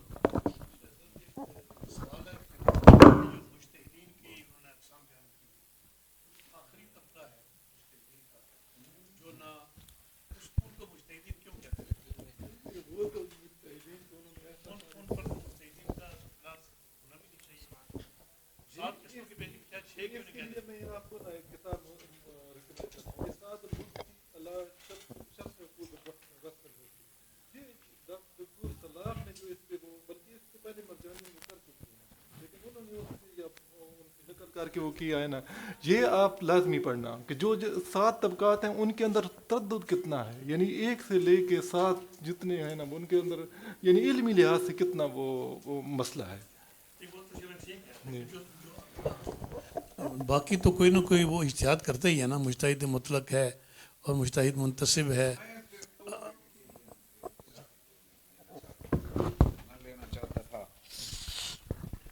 इमाम साहब के बारे में ना जो अकवाल हैं मैं 2-4 सरा पेश कर देता हूँ कि आसान काम नहीं उनकी बात को रद्द करना भी। अच्छा, हज़रत आमश ने कहा मुझे मालूम न था, इसकी वजह यह है कि उनके जहन में ये बात न थी कि ये मसाइल भी इन हदीस से मुस्तंबत हो सकते हैं। ये लो हदीस इमाम अबू यूसुफ वापस ले गए ना तो ना कि मैंने तो पता ही नहीं इस गल का, रावी तो मैं ज़रूर हाँ, इस्तेमाल दी मलका मेरे विच कोई नहीं। हज़रत आमश उत्थे आख्या। हज़रत इमाम सुफियान सौरी ने फरमाया कि अबू हनीफ़ा आप वो मालूमात बहम पहुँचाते हैं कि हम सब के सब उनसे गाफिल हैं। नीज़ फरमाया कि अबू हनीफ़ा की मुखालफत वही कर सकता है जो कदर व मंज़लत में उनसे बुलंद तर हो, और ऐसा शख्स मिलना मुश्किल है, महाल नहीं आका। इब्न शिब्रमा ने फरमाया, ए अबू हनीफ़ा, औरतें तुम जैसे शख्स को जनने से आजिज़ हो गईं آپ کے لیے علم میں کسی قسم کا تکلف نہیں۔ ابو سلیمان نے فرمایا ابو حنیفہ عجائب روزگار میں سے ایک تھے، ان کے کلام سے وہی شخص اعراض کرے گا جو اس کو سمجھ نہ سکے۔ علی بن عاصم سے منقول ہے کہ اگر روئے زمین کے آدھے انسانوں کے ساتھ ابو حنیفہ کی عقل کو تولا جائے تو ابو حنیفہ کی عقل وزنی نکلے گی۔ امام شافعی نے فرمایا عورتوں نے ابو حنیفہ جیسا کوئی اور جنا ہی نہیں۔ کوئی ذوقہ تو نہیں امام صاحب نے ہٹاونا۔ بکر بن حبیش نے فرمایا اگر ابو حنیفہ اور ان کے تمام معاصرین کی عقلوں کا موازنہ کیا جائے تو ابو حنیفہ کی عقل وزنی نکلے گی۔ یہ سب خیرات الاسان شافعی المذہب لکھ دے پہ ابن حجر۔ اگے اور بھی بہت ساری مثال ہیں۔ حضرت ابو داؤد تو ابو حنیفہ کے سامنے طفل مکتب تھے، کاش وہ ابو حنیفہ کی بات کو سمجھ سکتے۔ سال بن مزاحم سے منقول ہے یہ مرو کے امام تھے کہ جس نے بھی ابو حنیفہ کی مخالفت کی اس کا سبب یہ تھا کہ وہ ابو حنیفہ کی بات کو سمجھ نہ سکا۔ تو مطلب بڑے بڑے علماء تبصرے کر گئے نساں ہوں اتنے مزید اس بحث میں کے چھیڑ سکتے ہیں۔ بہرحال جی جی جی جی بس یہ تقریباً کور ہیں آگے مثال۔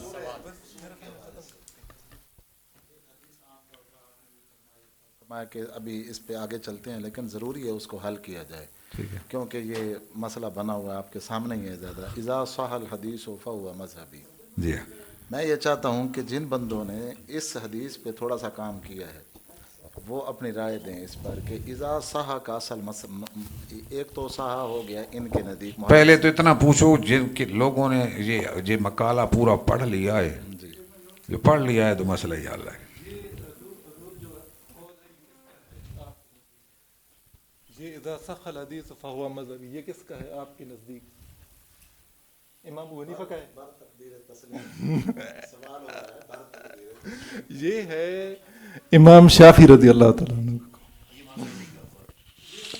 نہیں وہ کہتے ہیں کہ یہ کہتے ہیں کہ امام شافعی کا ہے، احناف کہتے ہیں امام ابو حنیفہ کا ہے، اور انہوں نے یہ بھی کہہ دیا تھا، سنو نا، امام ابو حنیفہ نے یہ بھی کہہ دیا تھا کہ جب صحابی کا فتویٰ بھی آ جائے تو میرے فتوے کو چھوڑ دینا، اگر تابعی آ جائیں تو ہم رجال و نانو رجال، وہ تو آگے ساری بات ہے، تو اس میں تو تھوڑی سی آپ دکھا رہے ہیں۔ ہاں جی دونوں نے کہا ہوگا، دونوں کو کہنا چاہیے، مجھے بھی کہنا چاہیے، آپ کو بھی کہنا چاہیے۔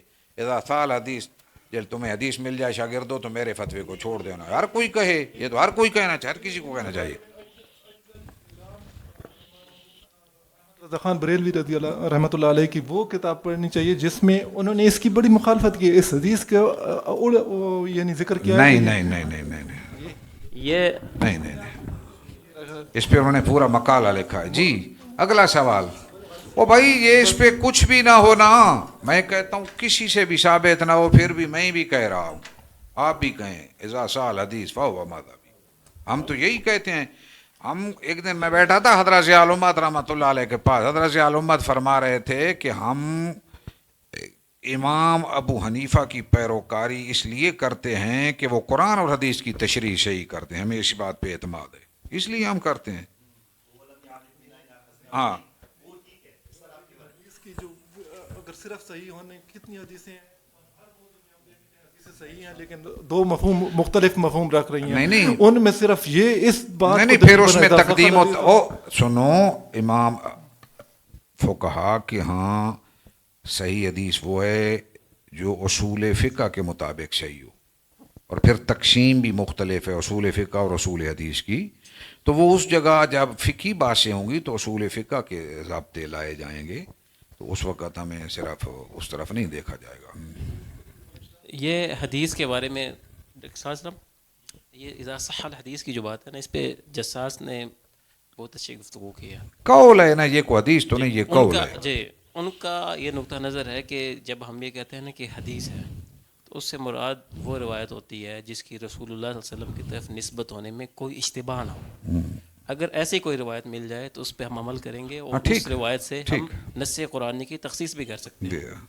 دیکھا نہیں، میں نے ابھی نہیں بتایا کہ امام ابو یوسف فرماتے ہیں میں اصحاب کوفہ سے 2 3 حدیثیں لاتا تھا تو امام سے فرماتے تھے نہیں صحیح، مطلب ایک صحیح ہو، کلیئر ہو جائے تو پھر تو ہم ابھی کہتے ہیں کہ ہم امام ابو حنیفہ کے فتوے کو بھی چھوڑ دیں گے، وہ جو خود کہے گئے صاحبین نے بھی چھوڑ دیا، آج کبھی کوئی مل گئی تو ہمیں بھی مل گئی، ہم بھی چھوڑ دیں گے، یہ تو کلیئر ہے۔ یہ بات ٹھیک ہے سر، میں تو آپ کی بات کو کر رہا ہوں، امام شافعی نے اس کو بتایا تھا، اور حضرت کو میں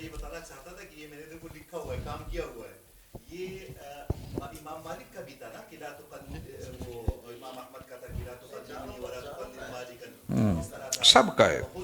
اخذوا یعنی اس طرح یا لا يجوز لاحد ان يقول بقولنا وهو لم يعرف بنا ان اخذناه. یہ سارے اس پہ کسی کا اختلاف نہیں، نہ ائمہ اربعہ نہ ان کے متابعین نہ دیگر علماء امت کا کسی کا اختلاف نہیں کہ قرآن اور حدیث ہی پہلا نمبر ہے. اجتہادات قیاسات یہ اس کی تشریح ہے، سمجھ میں فرق آ گیا تو کسی کو کچھ سمجھ آیا مفہوم. اب دیکھو سوالات مکمل ہو چکے ہیں حضور، کیونکہ وقت تقریباً ہو چکا ہے، تبھی کچھ توضیع و شہادات اجتہاد اور پھر دعائے خیر کرتے ہیں انشاءاللہ. تو میں استاذنا الکریم ہیں اور سب احباب باحثین کے شکریہ کے ساتھ ساتھ ہیں دکتور ابو الحسن محمد شاہ صاحب سے ملتمس ہوں کہ آپ تشریف لائیں اور اپنے دست مبارک سے ہمارے باحثین کو شہادات تقسیم فرمائیں. تو میں سب سے پہلے سید علی معین الدین صاحب سے ملتمس ہوں کہ آپ تشریف لائیں اور ڈاکٹر ابو الحسن محمد شاہ صاحب کے دست مبارک سے اعزازی سند وصول فرمائیں. آپ کے ساتھ استاذنا الکریم ہے مفتی شیر محمد خان صاحب سے ملتمس ہوں کہ آپ بھی تشریف لائیں اور اپنے دست مبارک سے شیل وصول فرمائیں. ان کے بعد مفتی وسیم اکرم حقانی صاحب سے ملتمس ہوں کہ آپ تشریف لائیں اور استاذنا الکریم ہیں ڈاکٹر ابو الحسن محمد شاہ صاحب کے دست مبارک سے اعزازی شیل وصول فرمائیں. اعزازی سرٹیفکیٹ وصول فرمائیں. آپ کے بعد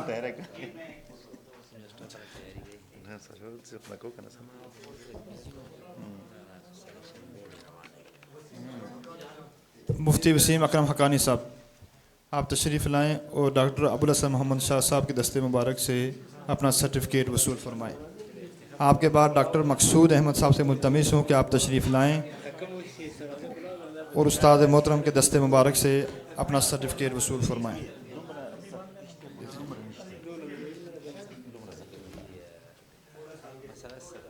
ڈاکٹر اسرار خان صاحب سے ملتمس ہوں کہ آپ بھی تشریف لائیں اور اپنا سرٹیفکیٹ وصول فرمائیں.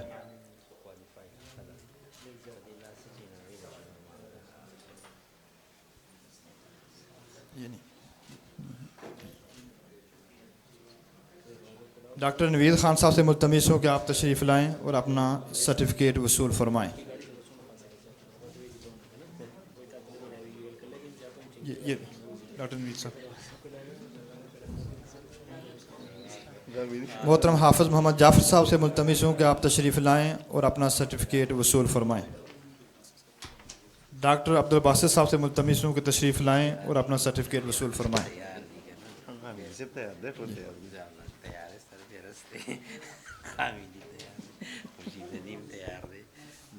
حافظ غلام رسول ضیاء صاحب آپ سے ملتمس ہوں کہ آپ تشریف لائیں اور اپنا سرٹیفکیٹ وصول فرمائیں.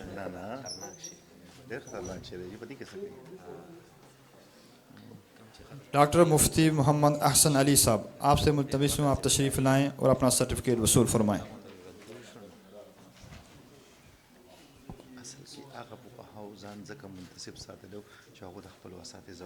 ڈاکٹر مریم نورین کی کو آتھر ہیں وہ تشریف لائیں اور اپنا سرٹیفکیٹ وصول فرمائیں.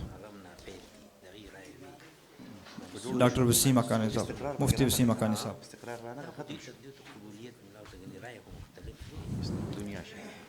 اس کے بعد میں رائی المعتمر کی شیلڈ ہیں جو ہمارے آج کے اس پروگرام کے روئے رواں ہیں. میری مراد ہے خلیفہ پیر طریقت حاجی محمد شریف نقشبندی صاحب زیدہ مجدہو.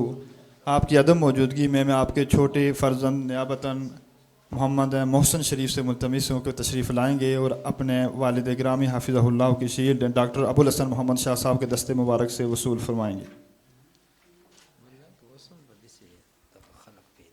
آپ کے بعد میں ملتمس ہوں استاد الکریم ڈاکٹر ابو الحسن محمد شاہ صاحب آپ اپنی اعزازی شیلڈ ہیں استاد الکریم مفتی شیر محمد خان صاحب سے وصول فرمائیں.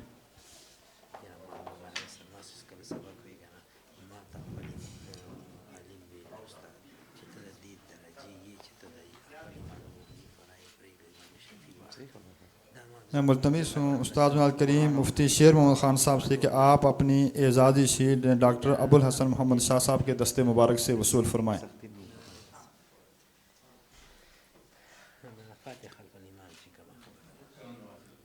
نہایت ہی قابل سر تکریم پروفیسر ڈاکٹر مفتی لطف اللہ ثاقب صاحب آپ سے ملتمس ہوں آپ تشریف لائیں اور استاذنا الکریم ڈاکٹر ابوالحسن محمد شاہ صاحب کے دست مبارک سے اعزازی شیلڈ وصول فرمائیں. ہم آپ کی آمد پر آپ کے شکر گزار ہیں. پروفیسر ڈاکٹر ہدایت خان صاحب آپ سے ملتمس ہوں کہ آپ تشریف لائیں اور اپنی اعزازی شیلڈ استاذنا الکریم ڈاکٹر ابوالحسن محمد شاہ صاحب کے دست مبارک سے وصول فرمائیں. آپ نے پچھلے سال کی طرح اس طرح بھی ذرہ نوازی فرمائی، تشریف لائے. ہم آپ کی آمد پر تہہ دل سے آپ کے شکر گزار ہیں. پاکستان اسلامی نظریاتی کونسل سے ڈاکٹر اشفاق احمد صاحب میں آپ سے ملتمس ہوں آپ تشریف لائیں اور اپنی اعزازی شیلڈ استاذنا الکریم ڈاکٹر ابوالحسن محمد شاہ صاحب کے دست مبارک سے وصول فرمائیں. آپ کی آمد پر ہم دیدہ و دل فرش را کرتے ہیں.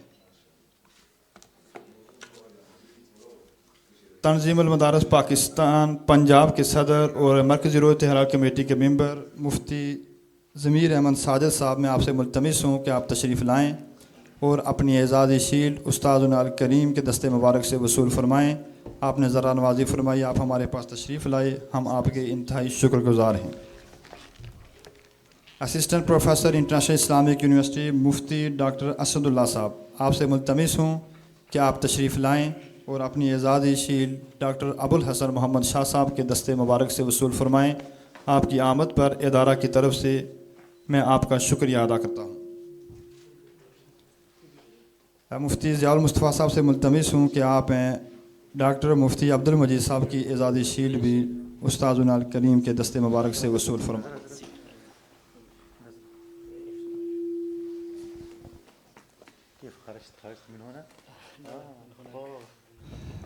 مفتی ضیاء المصطفیٰ صاحب سے ملتمس ہوں کہ آپ اپنی اعزازی شیلڈ استاذنا الکریم ڈاکٹر ابوالحسن محمد شاہ صاحب کے دست مبارک سے وصول فرمائیں.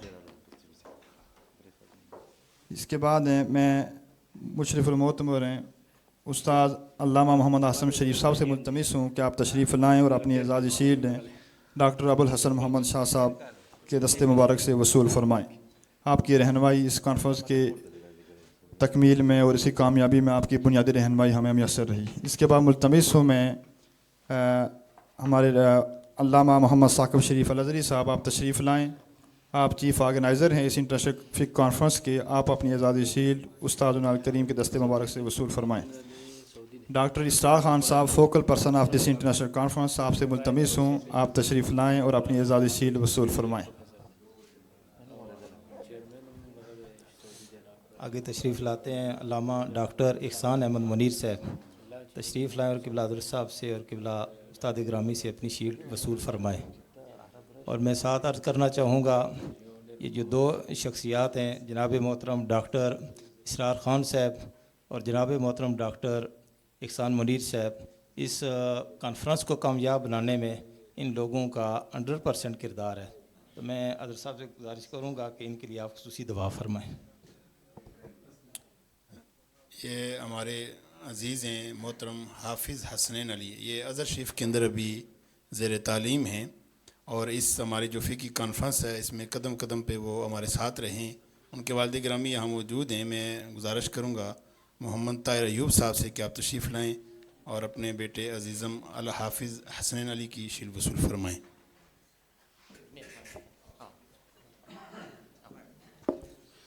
دعا خیر. اللہم صلی علی سیدنا مولانا محمد وعلی آل سیدنا مولانا محمد مبارک وسلم. ربنا آتنا فی الدنیا حسنۃ وفی الآخرۃ حسنۃ وقنا عذاب النار وادخلنا الجنۃ مع الابرار.